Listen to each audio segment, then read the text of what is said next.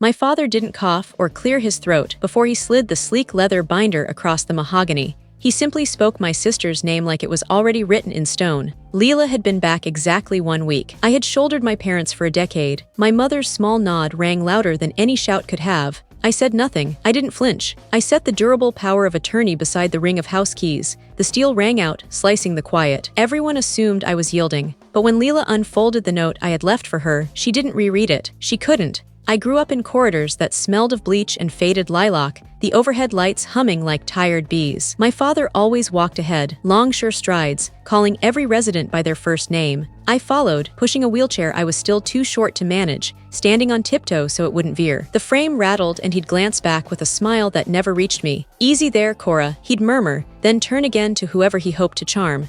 Leela never followed anyone. She glided, dresses that floated, curls that caught every lamp, laughter that tugged every gaze toward her like tide. My mother arranged her in doorways, beside Christmas trees, posting photos with captions about our brilliant tomorrow. Sometimes I drifted into the edge of the frame, half-cropped, holding a chart or mopping a spill no one else saw. Even as children, the roles felt scripted. Leela got ballet slippers, art camps, weekend workshops to nurture her gifts. I got duty. Cora's so self-sufficient, my parents told visitors, as though self-sufficiency was a trait I'd been born with instead of carved into. When Leela groaned about algebra, they found a private tutor. When I carried home perfect report cards, my father nodded over his screen. "That's what we expect from you." One birthday stands out. Leela's had fireworks on the cake, metallic balloons, cousins packed shoulder to shoulder singing off-key. Mine, 8 weeks later, was a lopsided rectangle from the supermarket left on the counter, icing sliding off one corner. My mother kissed my forehead and reminded me to pick up my scrubs before the night shift at the home. I was 16. The shift wasn't mandatory. The second mortgage was. I didn't hate Leela then.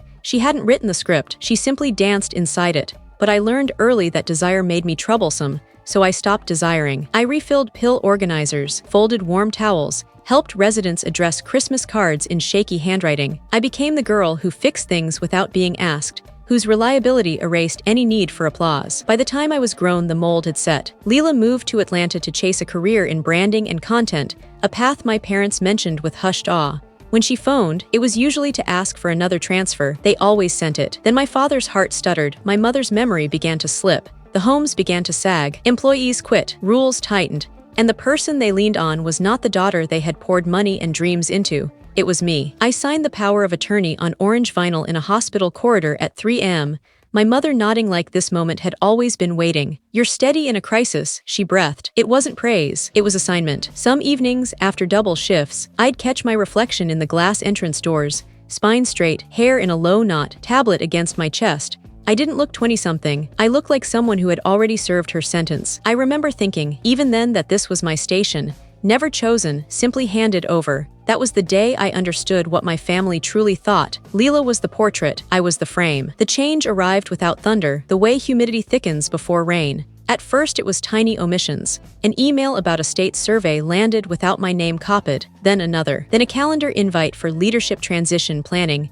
I learned about only when a nurse asked why I wasn't presenting the numbers. I stood in the linen closet, cold air from the vaccine fridge raising goosebumps, clutching a carton of gauze, while my phone lit up with a photo from my mother. Leela in front of the main building, hair dancing in breeze, captioned the next chapter. I stared until the screen went black. Another ping, an invitation, embossed card, gold foil, celebrating our family legacy, date and venue listed, my name nowhere, just slipped into my mailbox like junk mail. That evening I stepped into the kitchen. Garlic and tomatoes hung in the air. My father stood at the island, murmuring to Leela about vision, innovation, the coming decade. My mother leaned nearby, smiling the way she did when something felt cinematic. I waited to be seen. I wasn't. When my father finally noticed, he offered the distracted half-smile he gave staff. "Cora, you don't need to worry about the big picture items right now.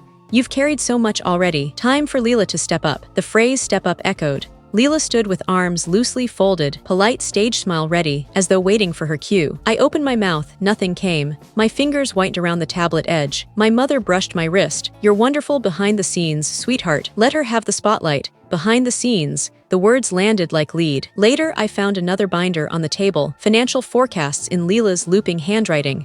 Numbers that didn't add up, timelines that ignored reality. Yet my parents had scrawled their initials in blue ink at every corner. They had already chosen. I sat. The chair legs whispered across tile. My breathing evened, thin but steady. I studied the pages again and felt something inside me click into place, not shatter. I simply closed the binder, aligned it perfectly, and went upstairs. Each stair felt lighter, as if I were shedding altitude. In my childhood room, walls still the same washed-out periwinkle, I sat on the bedspread and let the tablet glow across my palms. The house was quiet except for Leela's laugh floating upward, bright and weightless, already rehearsing her new part.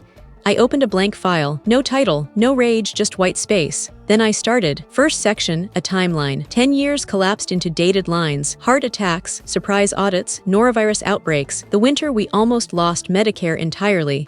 Every fire I walked into because no one else knew the layout. Second section, infrastructure, state licenses, proprietary care pathways, vendor agreements, referral networks. I listed every name that depended on the machine, not the real machine, not the real estate. The surveyors who trusted my data, the hospitalists who greenlit our protocols, the social workers who dialed my cell at midnight when a family fell apart.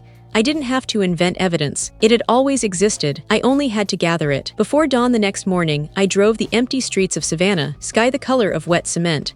I parked outside Dr. Harlan's townhouse. His porch light was on, kettle already whistling. He opened the door in pajamas and didn't ask questions. He simply moved aside. His study smelled of cedar and coffee. I laid my pages on the low table. He read without interruption, glasses slipping, turning each sheet like it weighed something. When he finished, he leaned back. "They're stepping around you," I nodded. "And you're tired of begging to be noticed." Another nod. He tapped the timeline. "You don't want vengeance. You want architecture." That afternoon, he phoned Miss Reyes. She arrived in quiet heels with a slim briefcase and the stillness of someone who had untangled richer knots than ours. She read everything: contracts, message threads, audit histories, the still active power of attorney. Her mouth tightened only once, at Leela's projections. "They think they're handing over an empire," she said, "but they don't grasp what an empire here actually is." "Tell me," I answered. She touched the licenses first. "These are the bones. Without them, the buildings are just brick." Then the care pathways I'd written over years. "This is protected intellectual property. You authored it."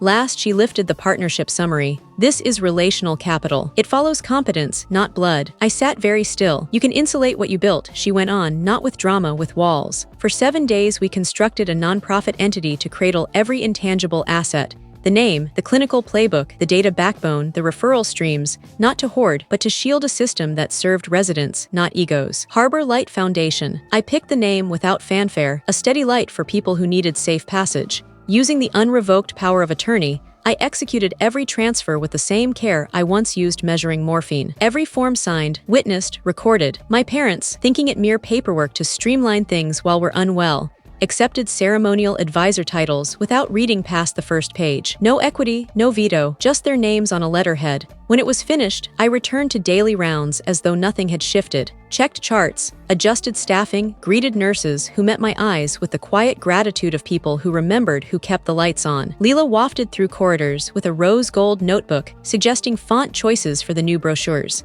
My parents lit up whenever she spoke. The night before the legacy dinner, I sat in the cramped office behind the med room. Fluorescence buzzed. My tablet showed one final file, a letter addressed to Leela. Not venomous, not triumphant, merely lucid. I explained what she was actually receiving. A hollow shell, obligation without preparation, a crown without the kingdom. I described the foundation not to wound, but to warn her of the truth our parents refused to face. I closed with a single sentence that felt like walking into sunlight.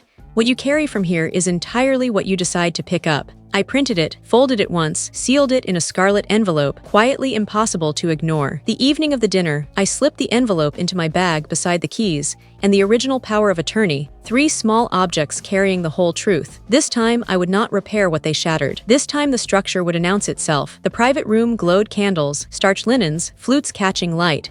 My parents stood at the head, radiant in a way illness had stolen for years. Leela sat centered, spine perfect, fingertips circling her glass like she'd rehearsed the gesture. When my father pinged Crystal with a spoon, chatter dissolved. His voice carried warm and certain. "Thank you for joining us. Tonight we toast the future of what we've built." He turned to Leela, chin high with pride. "She's ready to lead us forward." My mother nodded, eyes shining. "She's earned it." The words no longer burned. They merely confirmed the map I already held. I waited until the clapping faded. Then I rose, not theatrically, just enough for movement to pause and voices to drop. I laid 3 items before me on the white cloth: the keys, the power of attorney, the scarlet envelope. The keys landed with a small, decisive chime. My father frowned. "Cora, not now." I nudged everything gently toward Leela. "It's yours." Some guests smiled, thinking it gracious. Others sensed the temperature shift. Leela reached for the envelope first. She slid out the pages, scanned, then slowed. Her brow creased. She turned to the second sheet, then the third. "What is this?" she breathed. No one spoke. She kept reading, grip tightening until the paper crumpled at the edges. "This isn't, this can't." Her chair scraped violently as she stood. The room flinched with her. My father snatched the pages. Color drained as he reached the clauses moving trademarks, clinical systems, licensing rights to Harbor Light. His hand shook. "Cora, what have you done?" I stayed quiet. My mother grabbed another sheet, eyes darting in panic. "It says we don't control any of it, that the properties are empty shells," I supplied softly. "Just shells." A vacuum of silence swallowed the room. In the corner, Mr. Hewitt, Harbor Light's counsel, stood, until now invisible among guests. His tone was courteous, almost kind. "Every statement in that packet is correct. The transfers occurred 3 years ago under the durable power of attorney Miss Cora Hart then held." My father's voice cracked. "Without our real consent, with your signatures," Mr. Hewitt answered mildly. "Medical capacity was verified by 2 physicians and a notary. We possess dated documentation." Leela stared at me, breath shallow. "So what exactly did you just hand me?" Hewitt closed his folder with soft finality. 2 depreciating facilities and their associated liabilities. Anything beyond that requires ongoing approval from Harbor Light, contingent on maintaining the clinical benchmarks Miss Hart established. My mother shook her head too fast. "She'll meet them. She'll learn if staffing falls, if incident rates rise, if core processes deviate by more than a narrow margin." Hewitt continued, "Harbor Light may withdraw operational authority within 60 days. Without authority, the buildings may not function as care facilities." My father whispered, "So we're left with nothing." I didn't correct him. They were left with precisely what they had prized: image without substance. Leela collapsed back into her chair, the letter limp, the poised shoulders folded. "I thought it was something whole," she said, voice small. I finally spoke. "It was. The work, the duty, the lives held together. You simply never looked closely enough to see it." Hewitt gathered his papers. "This structure safeguards residents and employees first. It is not retribution, it is architecture." My parents looked at me as though scales had fallen, seeing not the daughter who carried, but the woman who had stopped. I offered no solace. I raised no voice. I simply stepped away from the table and walked out, the silence trailing me like a wake. I didn't sleep that night, not from remorse, there was none, but because the house felt hollow without the old pressure against every wall. My phone stayed dark. No overnight texts about falls, no pharmacy calls, no frantic emails about surveyors. The absence felt foreign, like breathing different air. By morning, the fallout had already begun, rooted exactly where it belonged.